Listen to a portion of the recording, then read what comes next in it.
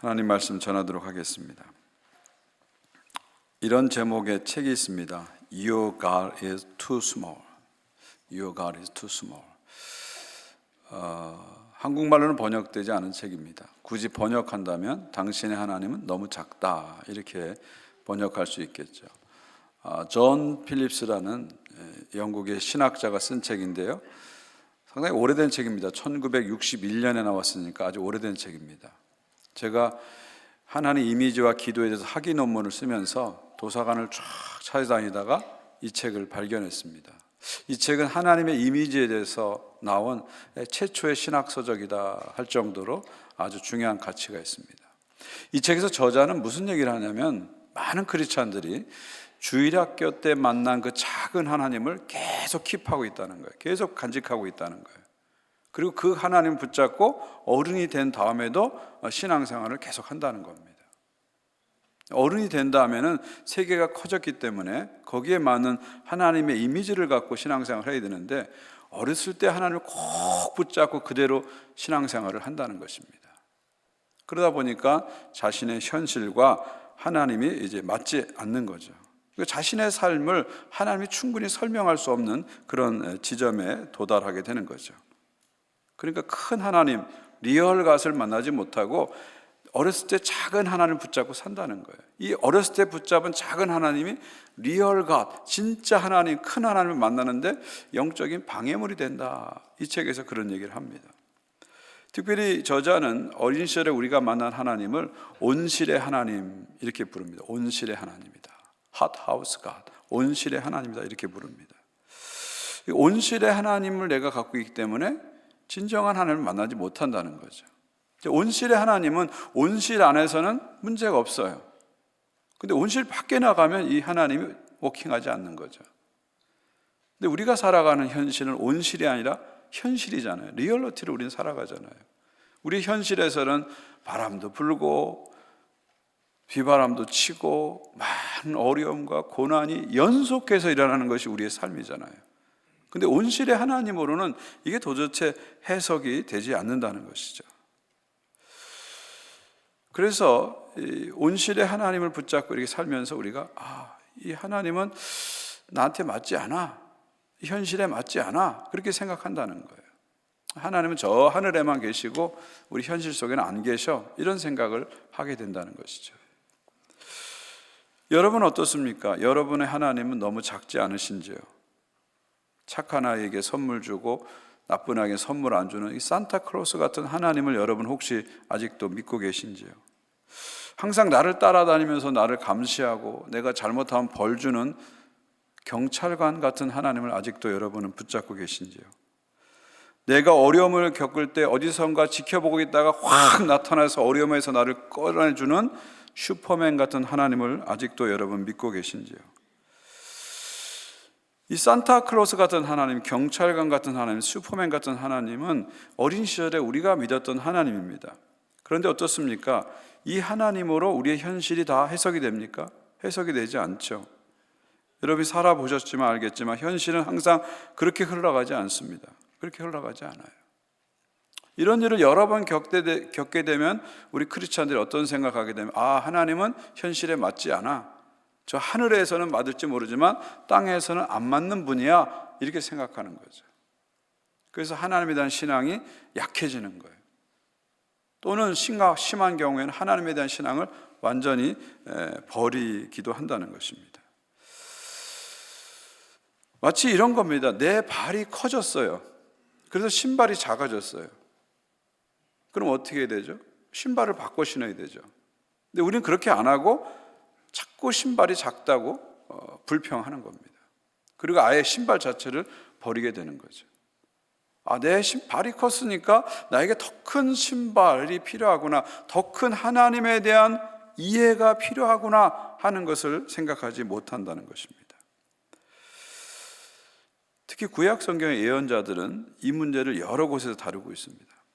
특별히 예언자들의 황금 시대라고 하는 기원전 8세기 예언자들, 예를 들면 아모스, 호세와 미가, 이사야 같은 예언자들은 이 이슈를 아주 강하게 다루고 있죠. 기원전 8세기가 어떤 시대냐면, 이스라엘에서는요, 북이스라엘도 그렇고 남유다도 그렇고 경제적으로 가장 전성기를 누릴 때입니다. 여로보암 2세, 히스기야 다 이때쯤 사람들이잖아요. 경제적으로 전성기를 누립니다. 그러다가 강대국 아수르와 바벨론이 이때 또 일어나기 시작합니다. 그래서 남유다와 북이스라엘을 자꾸 침략하죠.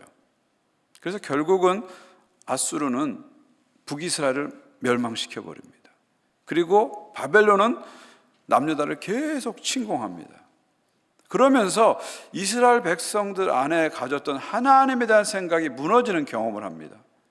산타클로스 같은 하나님, 슈퍼맨 같은 하나님이 현실에서 워킹하지 않는 것을 경험하게 됩니다. 그러면 어떤 생각을 가지게 되냐면, 야, 우리 하나님 별로 강하지 않아. 현실에서는 별로 힘이 없어. 이렇게 이제 생각을 하기 시작합니다.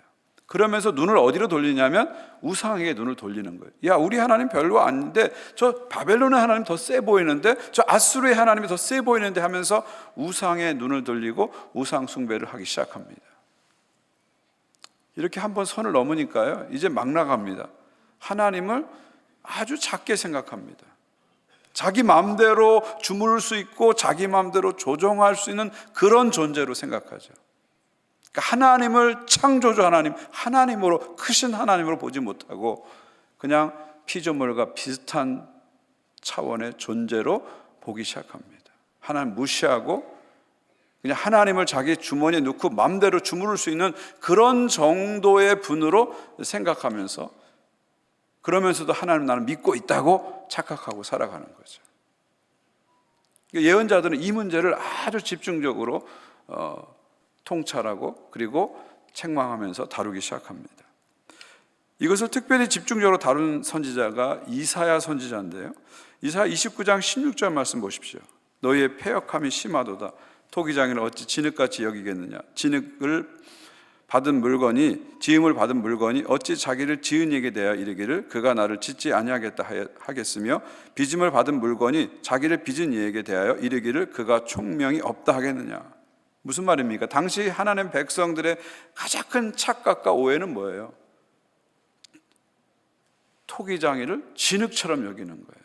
토기장이를 진흙처럼 여기는 거예요. 인간은 하나님 앞에서 진흙에 불과한 겁니다. 그리고 그 인간을 당신의 주권대로 빚으시는 분이 누구시냐? 바로 토기장이 하나님이십니다. 그런데 당시 백성들은 토기장이신 하나님을 진흙 취급하면서 살았다는 거예요. 하나님을, 창조주 하나님을 피조물처럼 아주 작게 여기고 살았다는 것입니다. 내 마음대로 주무를 수 있고 내 마음대로 조정할 수 있고 그런 정도의 작은 하나님으로 그들은 생각한 거죠.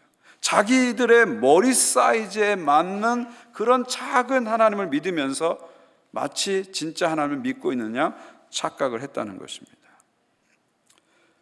이사야 선지자는 이 40장에서, 오늘 보면 40장에서 이 문제를 더 깊이 다루죠. 40장 18절입니다. 그런즉 너희가 하나님을 누구와 같다 하겠으며 무슨 형상을 그에게 비기겠느냐.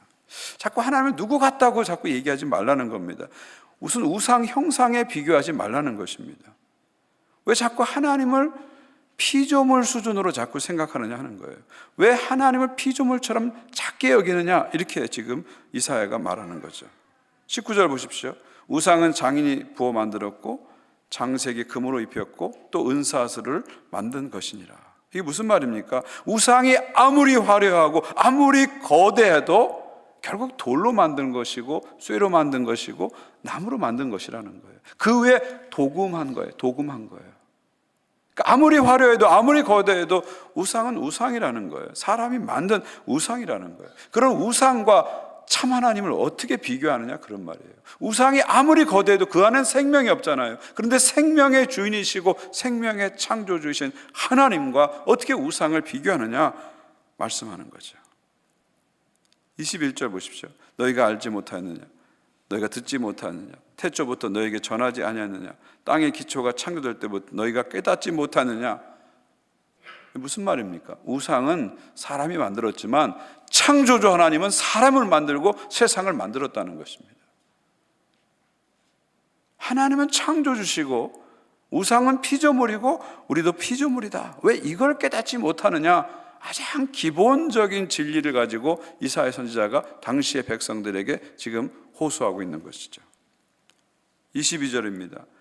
그 땅이 궁창에 앉으셨으니 땅에 사는 사람들은 메뚜기 같으니라. 그가 하늘을 차일같이 펴졌으며 거주할 천막같이 치셨고. 저 높은 하늘에 계신 하나님의 입장에서 보면 땅에 있는 인간들은 풀이에 있는 작은 메뚜기에 불과하다는 거예요. 그렇게 우리가 작은 존재라는 걸 얘기하는 거예요. 하늘이 아무리 크고 넓고 광활하게 보여도 하나님 입장에서는 하나님 들어가기도 좁은 작은 텐트에 불과하다는 거예요. 하나님이 들어가시기도 어려운 작은 텐트에 불과하다는 거예요. 그러니까 하나님의 스케일이, 하나님의 크심이, 하나님의 위엄이, 영광이 이렇게 크다는 것을 왜 메뚜기 같은 너희들은 알지 못하고 까부느냐, 이런 얘기예요. 알지 못하고 착각하고 있느냐, 도전하는 거죠. 그리고 마지막 25절에서 강하게 쐐기를 밟습니다. 거룩하신 이가 이르시되 그런즉 너희가 나를 누구에게 비교하여 나를 그와 동등하게 하겠느냐 하시니라. 하나님께서 말씀하시는 거죠. 야, 하나님 백성들아, 너 왜 나를 누구하고 자꾸 비교하냐? 내가 피조물과 비슷한 존재라고 왜 자꾸 그렇게 생각하느냐? 나는 크신 하나님이다. 나는 천지를 창조한 창조주 하나님이다. 선포하는 거죠. 너희들이 알고 있는 하나님, 너희들이 믿고 있는 하나님은 너무 작아, too small, 지금 말씀하시는 겁니다. 그러면서 큰 하나님을 생각하라는 거예요. 큰 하나님을 바라보라는 것이죠. 이것이 오늘 본문이 주시는 강한 메시지라고 보시면 됩니다. 저는 종종 비가 온 다음에 이제 산책을 할 때가 있습니다. 비가 온 다음에 산책을 하게 되면 도로 위에 지렁이와 달팽이들이 쫙 나옵니다. 여러분도 보셨죠? 지렁이, 달팽이 쫙 나옵니다. 그러면 걷다 보면은요, 어떤 지렁이는 사람이 밟혀가지고 도로에 완전히 탁 눌려가지고 죽은 채로 있어요. 어떤 또 달팽이는 완전히 사람이 밟아가지고 그냥 으스러진 상태에 있습니다. 저는 그런 지렁이와 달팽이를 볼 때마다 너무 안타까운 거예요. 그래서 그 지렁이를 향해서, 달팽이를 향해서 너 이러다가 죽어, 너 이러다 다 죽어! 외치고 싶지만 외치지 않습니다. 왜냐하면 제가 외쳐도 이 지렁이, 달팽이가 알아들 수 없기 때문이죠. 제가 지렁이가 되지 않는 한, 제가 달팽이가 되지 않는 한 그들에게 말할 수 없고 말해도 들을 수 없는 거죠. 그러다가 너무 마음이 아프고 너무 가슴이 아플 때는 어떻게 하냐면 지렁이를 딱 집어가지고 잔디밭에 옮겨줍니다. 이렇게 몇 개씩 옮겨주죠. 아마 여러분도 그렇게 하셨을 것 같아요. 지렁이를 옮겨줍니다. 여러분 가만히 한번 생각해 보십시오. 땅 위에 기어다니는 지렁이가 인간인 저를 볼 수 있을까요? 지렁이는 저를 볼 수가 없습니다. 땅에 기어다니는 지렁이가 인간인 저를 알 수 있을까요? 지렁이가 100년을 산다고 해서, 아주 연구를 많이 한다고 해서 저를 알 수가 없을 겁니다. 저는 지렁이와 저의 관계를 가지고 하나님과 저의 관계를 한번 유추해 봤습니다. 사실 지렁이와 저와의 차이보다 저와 하나님의 차이는 어마어마하게 더 크게 나타나죠. 저는 매일 교회와 집을 주로 왔다 갔다 합니다. 한 5km 거리입니다. 매일 5km 거리를 주로 왔다 갔다 합니다. 조금 멀리 나가면 한 노수역 정도 이렇게 나갑니다. 조금 더 멀리 나가면 미시사가 정도 나갑니다. 그리고 1년에 한두 번 비행기를 타고 미국이나 한국을 가기도 하죠. 이것이 제가 밟고 다니는 세계의 전부입니다. 그런데 여러분, 우리가 아는 우주는 얼마나 큰지 아십니까? 여러분이 날마다 태양을 보시는데요, 태양이 저기 있으니까 뭐 이렇게 손을 잡으면 잡힐 것 같잖아요. 그래서 남자들이 가끔 거짓말 하잖아요. 내가 달을 따라줄게, 별을 따라줄게, 맨날 거짓말 하잖아요.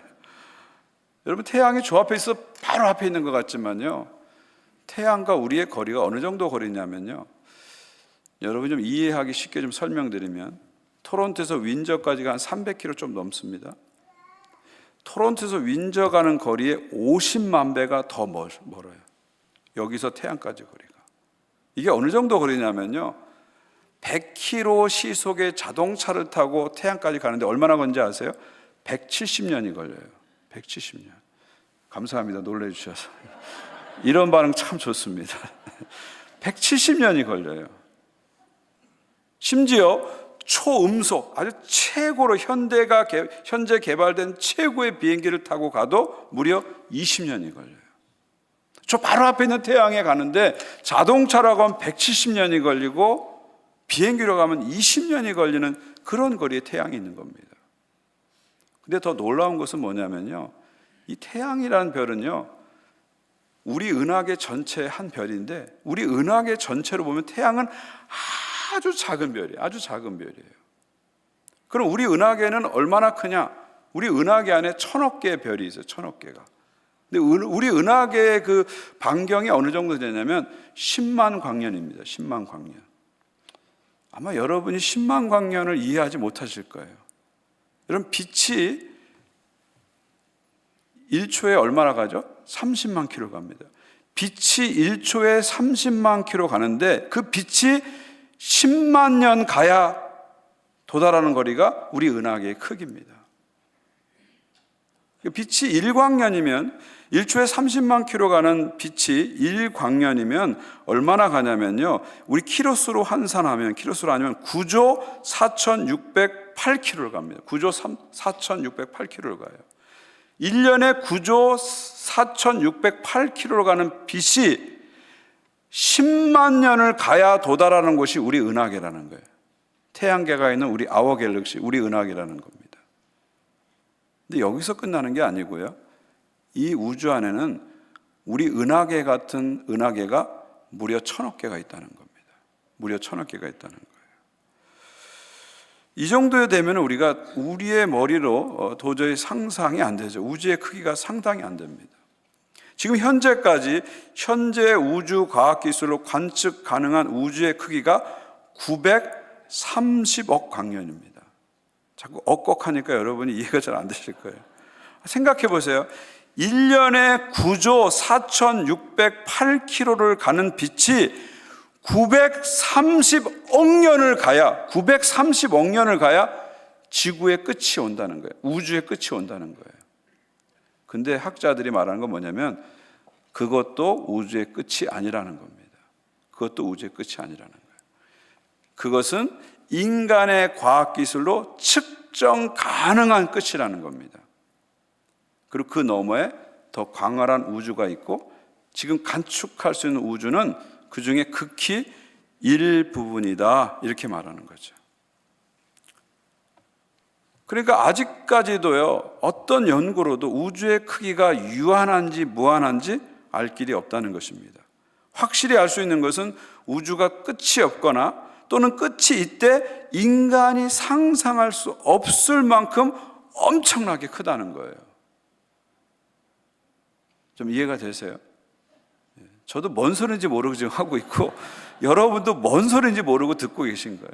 930억 광년, 이거 상상할 수 없는 크기인데 그것이 끝이 아니라는 것입니다. 그래서 17세기 프랑스의 철학자 파스칼은 이런 유명한 말을 했습니다. 과학자들이 우주의 크기를 이해하기 시작했을 때 사람의 존재는 없어져 버리는 것이 같다. 이 무한한 우주의 영원한 침묵이 나를 두려움으로 몰아넣는다.